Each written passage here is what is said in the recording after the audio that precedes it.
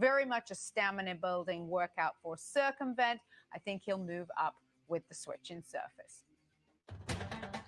Last of the 12 as they roll into the backstretch.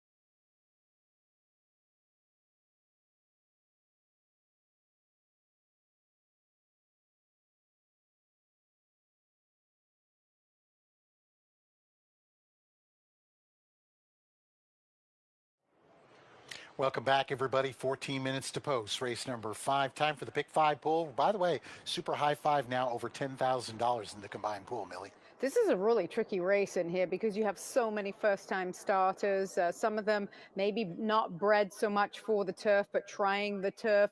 As they walked over behind us, a couple of them are really good-looking horses, Epidemic being one of them. This is a 3-year-old colt they paid $165,000 for.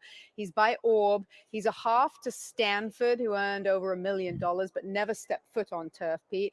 And he's also a half to Hedge Fund, who won the Essex. Again, never stepped foot on the turf. So it's interesting, Ryan Hansen bringing this horse onto the turf for his debut. He does have recorded work since May of 2020. I watched his work pattern. He was all ready to run at Del Mar. He scratched out of the race, so obviously something went amiss, and now he's been back working very consistently.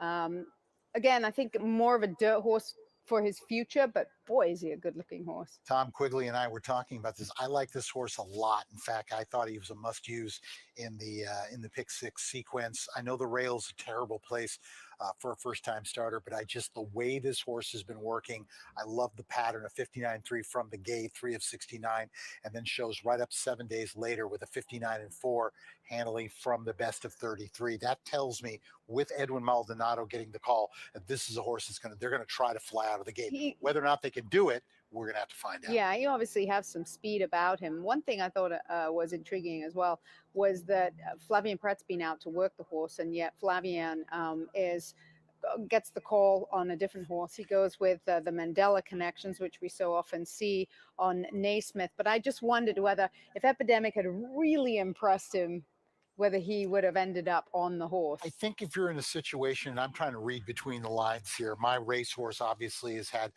partnerships with some of the top horses, including this year's Horse of the Year. I think that it almost becomes a strategic move to say, listen, let's go in here. Let's get in with these folks. We want to be one of their guns when the serious horses came in. And they gave $150,000 for this Medaglia d'Oro at OBS.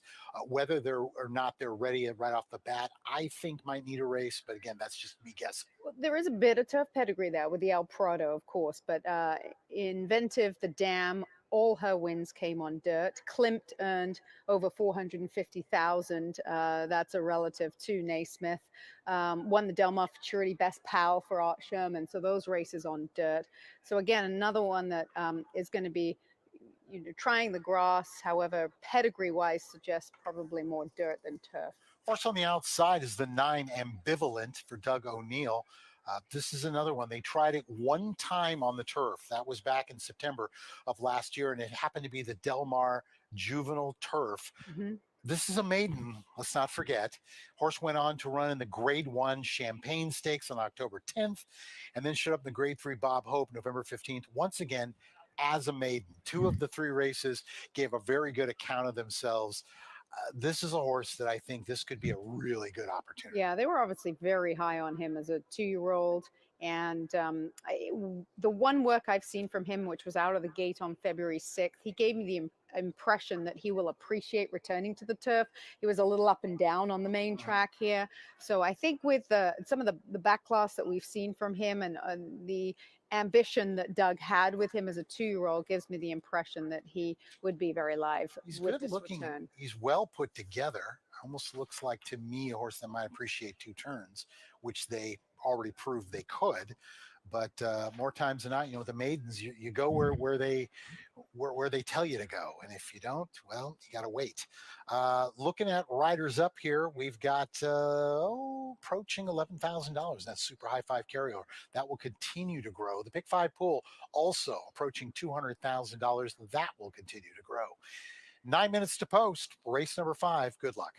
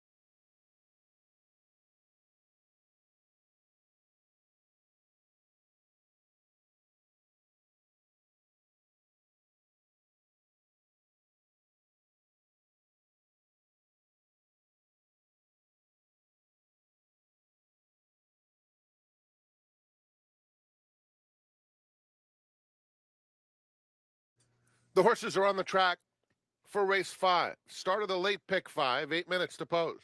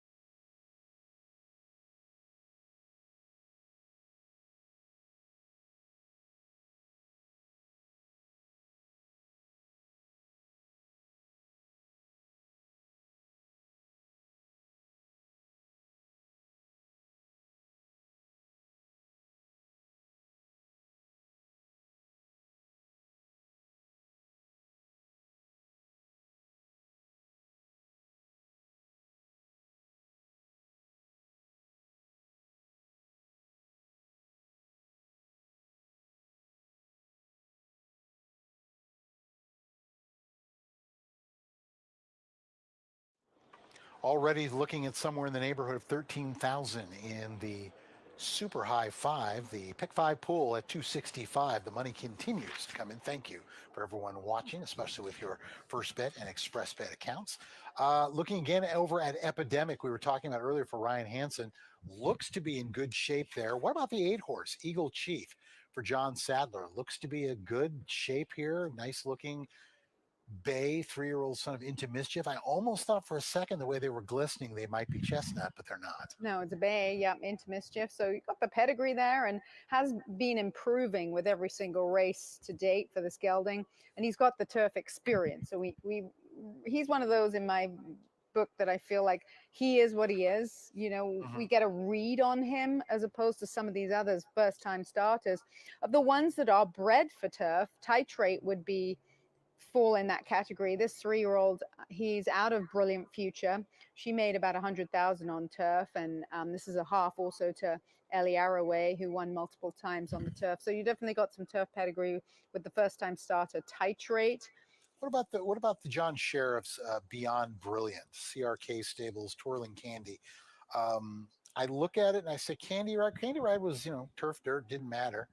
I don't know much about Summer on the Lawn or First Defense as far as the lawn is concerned. Summer on the Lawn was 0 for 6 on synthetic. The rest of the races were on the dirt. And so I sort of assume, well, if you're 0 for 6 on the synthetic, it should mean that you probably don't not going to want the prefer turf. the turf. However, this colt has been training well for John Sheriffs. You look at his record, first time out. John Sheriffs doesn't usually crank him up, as we know, to win first time out. But this 3-year-old colt's been in training since September of 2020 down at Del Mar, started training there. So definitely has a good foundation underneath him. Same as we could say for Epidemic. We talked about this one. And then Circumvent.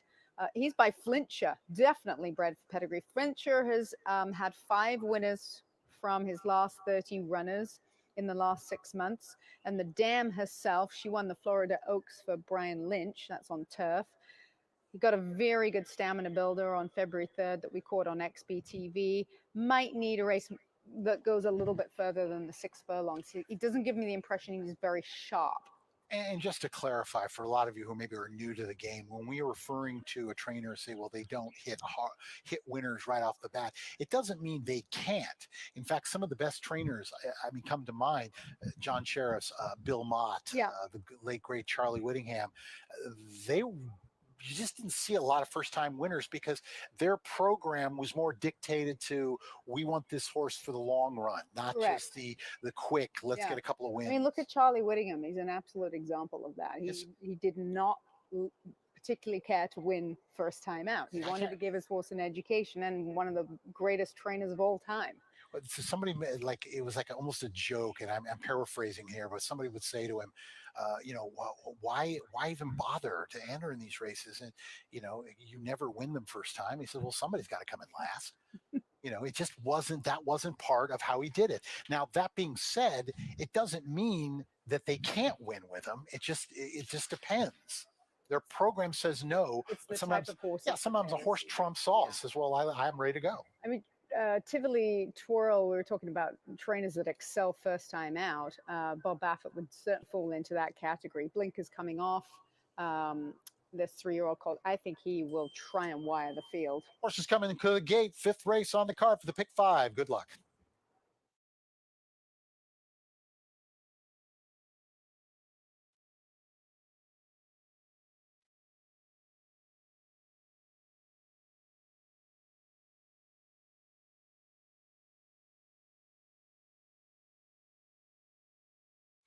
It's post time.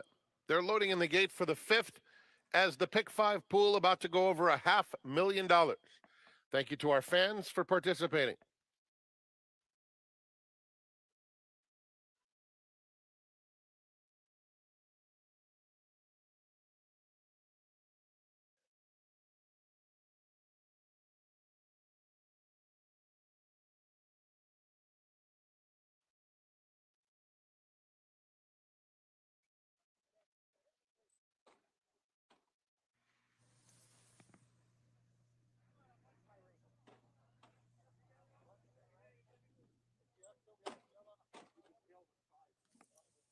Naismith going in.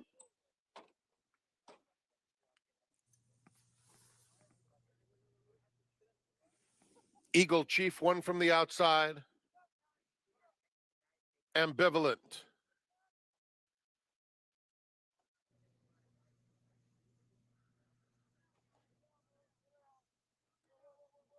They're in the gate. And they're off. Pretty even beginning. Naismith, Tivoli Twirl is now coming through. Along the inside, Circumvent is also flashing plenty of early gas, and Circumvent is up to take the lead. Just behind them, Beyond Brilliant is racing in fourth, about 5 lengths off this battle up top. Ambivalent 3 wide, Epidemic between horses, and Tight Trade is down on the fence, has 8 lengths to make up, shuffling back just a touch while in tight. A length and a half to Eagle Chief, who's 3 in front of Perfecto Amor.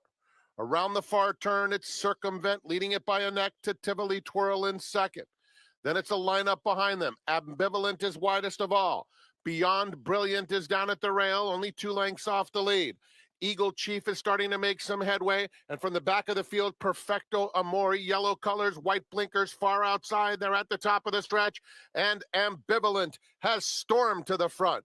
Chased now by Eagle Chief, moving into second. Down on the inside, Beyond Brilliant, running a very good race, but it's Ambivalent by 2.5 close to home, and Ambivalent is too strong. Scores decisively. Tight photo for second. It's very close between Beyond Brilliant and Eagle Chief, then Naismith and Epidemic.